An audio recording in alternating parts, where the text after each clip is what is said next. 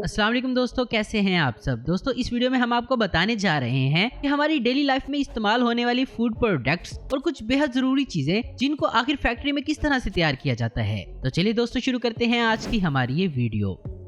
Number 1, tomato ketchup making process. दोस्तों ketchup आजकल हर fast food में इस्तेमाल किए जाने वाली चीज है। इसके बिना फास्ट फूड इंडस्ट्री अधूरी है। तो चलिए जानते हैं कि इसको आखिर फैक्ट्रियों में बनाया कैसे जाता है। टोमेटो केचप बनाने के लिए सबसे पहले खेतों में बड़े लेवल पर टमाटर की फसल लगाई जाती है और फल लग जाने के बाद इसके लिए बड़ी बड़ी हार्वेस्टिंग मशीनों का इस्तेमाल किया जाता है। ये ऑटोमेटिक मशीनें पौधों को डायरेक्ट ही जमीन से काट कर इन्हें कन्वेयर बेल्ट की मदद के साथ साथ कंटेनर में डालती जाती हैं और यहाँ टमाटर को अलग कर लिया जाता है और वेस्टेज को अलग। जब ये मशीन टमाटर के पूरे पौधे को काटती है तो उसमें कच्चे और पके सभी टमाटर आ जाते हैं और फिर एक ऑटोमेटिक स्कैनर की मदद से ये हरे वाले टमाटर अलग कर लिए जाते हैं और पके हुए लाल टमाटर अलग। इसके बाद इन टमाटरों को एक अलग कंटेनर में लोड किया जाता है। इसके बाद इन टमाटरों को टमाटो केचप बनाने वाली फैक्ट्रियों तक लाया जाता है। यहाँ इन सभी टमाटरों को एक बड़े पानी के कंटेनर में डाला जाता है और फिर इनको अच्छे से वॉश करने के बाद इन्हें कन्वेयर की मदद से आगे भेज दिया जाता है। इसके बाद इनको उबलते हुए पानी में डाला जाता है और इस उबलते हुए पानी में इन टमाटरों को काफी देर तक उबाला जाता है। जब इन टमाटरों की ऊपर वाली स्किन गलने लगती है तो फिर इन टमाटरों को इस गर्म पानी में से निकाल लिया जाता है और फिर इन्हें आगे भेज दिया जाता है, जहां एक ऑटोमेटिक मशीन की मदद से इन पर लगे छिलकों को उतार लिया जाता है। इसके बाद इनको वर्कर्स की एक टीम के पास भेजा जाता है, जहां पर इन टमाटरों की मैनुअली छटाई होती है ताकि इनमें कोई बिना छीला हुआ टमाटर न रह जाए। इसके बाद इन्हें एक कन्वेयर में डालकर आगे एक मिक्सिंग मशीन तक पहुंचा दिया जाता है। यहाँ ये मशीनें इन टमाटरों को क्रश करके इनका सॉस बनाती हैं और यहीं पर इनमें कुछ जरूरी इंग्रेडिएंट्स मिला दिए जाते हैं जो कि इसके टेस्ट के साथ इसकी उम्र को भी बढ़ा देते हैं। Number 2, sugar making process.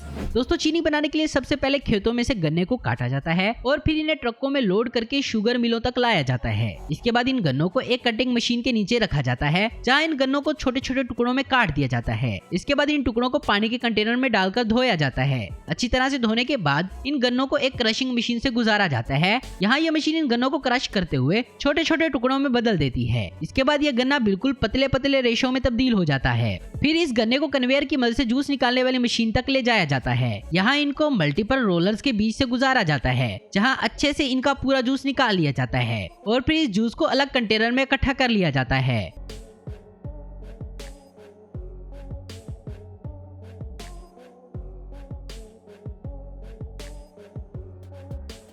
फिर इस गन्ने के जूस में सल्फर डाइऑक्साइड मिलाया जाता है। इस केमिकल की मदद से चीनी के दाने क्रिस्टल की फॉर्म में आते हैं। इसके बाद इसमें लाइम पाउडर मिलाया जाता है। लाइम पाउडर मिलाने के बाद इस जूस को कुछ घंटों के लिए यूं ही छोड़ दिया जाता है। ये लाइम पाउडर गन्ने के जूस में मौजूद इम्प्योरिटीज को कंटेनर की निचली सतह पर बिठा देता है। फिर ऊपर बचे इस खालिश जूस को आगे इवापोरेटर में भेजा जाता है, जहाँ इसे काफी हाई टेम्परेचर पर गर्म किया जाता है, जिससे इसका पानी इवापोराइज हो जाता है और इसमें सिर्फ शुगर का प्योर सिरप बचता है। आहिस्ता आहिस्ता ये सिरप गाढ़ा होते जाता है और इसमें चीनी के क्राइस्टल बनने लगते हैं। इसके बाद इस सिरप को स्टीम से गर्म किया जाता है, जिससे इसका बचा कुचा मॉइस्चर हट जाता है और ये चीनी के क्रिस्टल इस कंटेनर की दीवार पर चिपक जाते हैं। फिर इन चीनी के दानों को पानी के प्रेशर की मदद से वॉश किया जाता है। इसके बाद चीनी पूरी तरह से तैयार हो जाती है।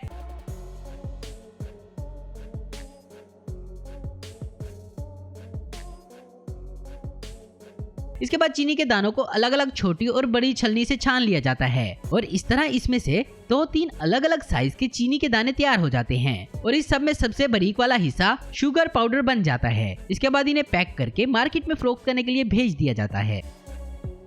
Number 3, jaggery making process. Jaggery यानी कि गुड़ बनाने का प्रोसेस भी तकरीबन शुगर बनाने के प्रोसेस जैसा ही होता है। इसमें भी गन्नों को खेत से काटकर इन्हें ट्रक में लोड करके फैक्ट्रियों तक लाया जाता है। या इन गन्नों को डायरेक्टली ही जूसर मशीन में डाल दिया जाता है, जहां इन गन्नों का जूस निकाल लिया जाता है। इसके बाद इन गन्नों के जूस को एक छलनी से छानते हुए एक अलग कंटेनर में जमा कर लिया जाता है और जूस निकालने के बाद गन्ने के छिलके को अलग जगह पर धूप में सुखा लिया जाता है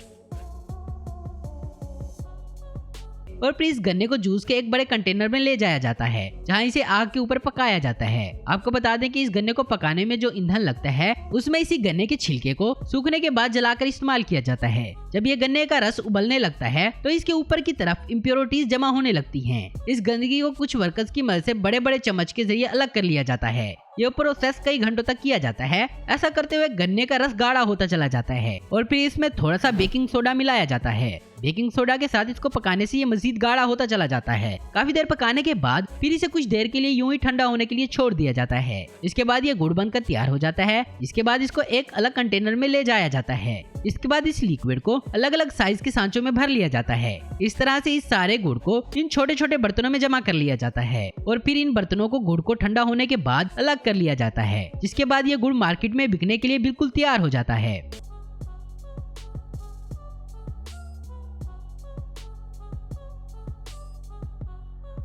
नंबर 4, हनी एक्सट्रैक्शन प्रोसेस। दोस्तों, शहद बनाने के लिए सबसे पहले सही जगह का इंतखाब किया जाता है। ये जगह फलों या फसलों के आसपास होती है। यहाँ सबसे पहले शहद के कई सारे बॉक्सेस को रख दिया जाता है। इन बॉक्सेस के अंदर कई सारे शहद की मक्खियों के आर्टिफिशियल छत्ते होते हैं और फिर इन खाली छत्तों में पालतू शहद की मक्खियों को छोड़ दिया जाता है। ये मक्खियाँ आसपास के फूलों से रस को लेकर इनमें इकट्ठा करती जाती हैं। कुछ दिनों बाद शहद की मक्खियों के इस बॉक्स को खोलकर चेक किया जाता है। जब इनमें शहद अच्छे से भर जाता है तो फिर इन छत्तों को इन बॉक्सेस में से एक एक करके निकाल लिया जाता है और इस पर से शहद की मक्खियों को हटाया जाता है। इसके बाद इन छत्तों को डायरेक्टली ही शहद निकालने वाली जगह पर ले जाया जाता है। यहाँ सबसे पहले इन छत्तों को एक मशीन के ऊपर रखा जाता है और यहाँ इन छत्तों के ऊपर वाले ढक्कन को हटा दिया जाता है ताकि शहद को इनमें से निकालना आसान हो जाए। इसके बाद इन सभी छत्तों को एक एक्सट्रैक्टिंग मशीन में डाला जाता है। ये एक रोटेटिंग मशीन होती है जिसके अंदर इन छत्तों को डालकर गोल गोल घुमाया जाता है। इस तरह से इन छत्तों को घुमाने से इनमें मौजूद शहद इसमें से निकलने लगता है। शहद निकालने के बाद जब ये छत्ते खाली हो जाते हैं तो इन्हें हटाकर इनकी जगह वापस से एक आर्टिफिशियल छत्ता लगा दिया जाता है